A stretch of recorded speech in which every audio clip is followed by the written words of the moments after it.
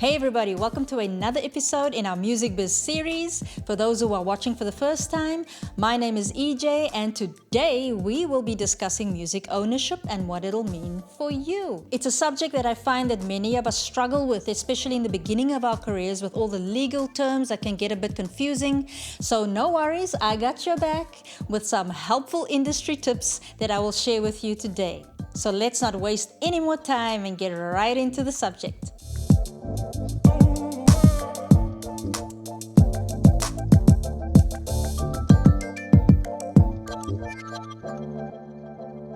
The two key things when it comes to having ownership over your music is your masters and your publishing. For some of you who might not be familiar with what a master or master recording is, here is a little excerpt from an article from popsugar.co.uk to explain the definition of a master for you. A master is the jargon used to refer to the underlying rights to a song.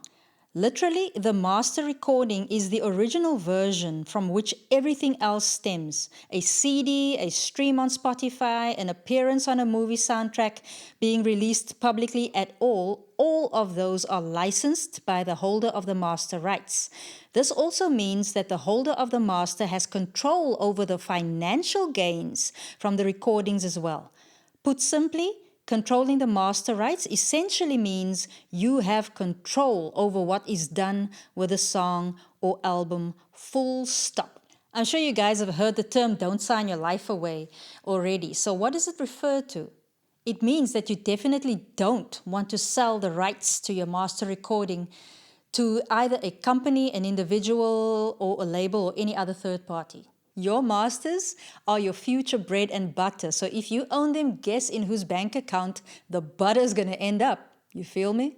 Now, it doesn't matter whether you're selling your beats online or whether you are more into artist development and you're working one-on-one with an artist, the result will be the same. I have seen and heard so many horror stories over the years, even from friends of mine, artists and beatmakers who have been ripped off by their labels or third-party individuals just because they did not own their music. But now my question, without being judgmental, is how does this happen if you read and understood the agreement that was presented to you?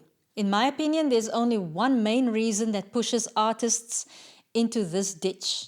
This means that you actually agreed to something that you did not properly understand. Be careful to put your name on an agreement that is unclear to you, even if it's something that's seemingly unimportant. I remember back in the day when I was with my crew Goddessa, we were approached by a major label and we were given a contract. And upon that, we basically told them, please give us a few days so that we can discuss this and we will get back to you. And what happened in those few days was we took it to our mentors and we also took it for second and third opinions to people in the know who have experience with record label contracts. And in that time, we found out that we actually didn't agree with quite a few of the clauses that were in the contract. So we turned it down when the label did not want to budge on changing them, and we became fully independent. And up to this day, we own our master recordings. Now, most contracts actually contain a lot of legal terms that is in Latin, and we don't even speak Latin as a language today. No wonder it gets confusing, right? So please do not overlook this very important step. To get your contract checked out, if there's anything in there that you do not understand, make sure that it's clear before you sign your name to it. This is one of the biggest mistakes that I always see artists and producers make when signing to a label. They get so excited about the prospect of earning and the advance that they will be getting that all reason leaves the building. Or they get pushed into it by their management to earn that quick buck. Don't fall for it. So get your legal agreements explained by someone in the know before you sign. Before we move on to the next, please hit that subscribe button and also the bell notification so that you will be notified whenever we post new content on our channel. Yeah! Now, the second thing that's important is publishing when it comes to the ownership of your music. But before you can own your publishing, you need to be registered with one of the royalty collection societies in your country. Here in the Netherlands, we have Buma Stemra and Sena. In South Africa, I know that we have Samro as well as Norm for producers. In the States, it would be typically ASCAP and BMI, etc., etc. And these royalty collection societies work together wherever your music is being broadcasted in the entire world so that they can get your royalties distributed to you and those you have an agreement with. Now, there are two types of royalties that a royalty collection society will typically pay out. The first would be songwriting royalties and the second publishing royalties. Now, songwriting royalties refers to the intellectual property of the artist, and the publishing royalties mainly refers to the percentage that is paid out to the publishing company for doing the administration of your works. With songwriting, aka intellectual property, which refers to the ideas or inspiration for the ideas to come up with a song, you want to be absolutely sure that you never sign away the rights to your songwriting. Why? Well, it's very simple. You want to make sure that you are in control of those rights because, say for instance, you were involved in producing a song and the artist goes out and makes the song blow up somehow. You want to be the one reaping the benefits at the end of the day.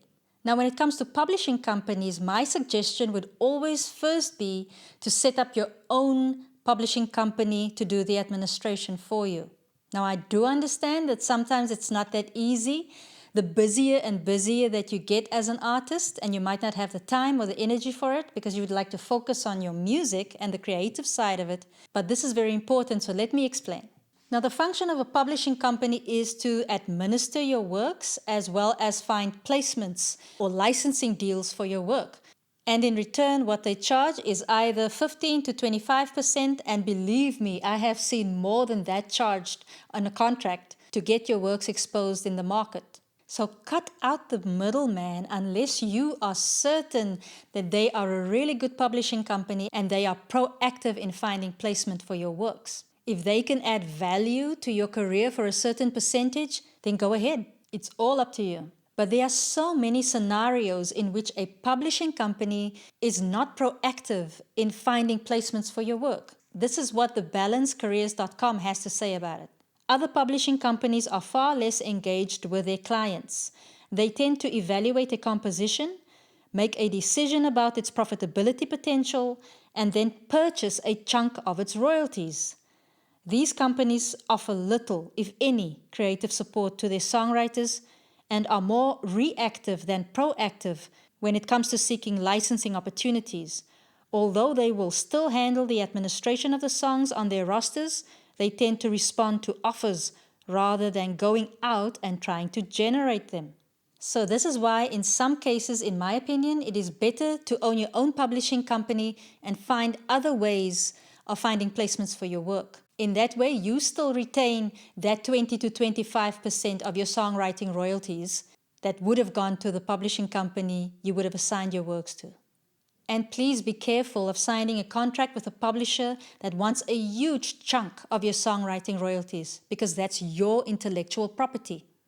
And pay special attention to the length in the terms of how long you are giving them the right to handle your business. Because years down the line, when you are not working with them anymore, they might still own the rights to your song. I'll leave a few links for you guys in the description box so you can check out more in-depth info on publishers, publishing companies, and how there are different types of models out there, as well as a few articles on what we have discussed today.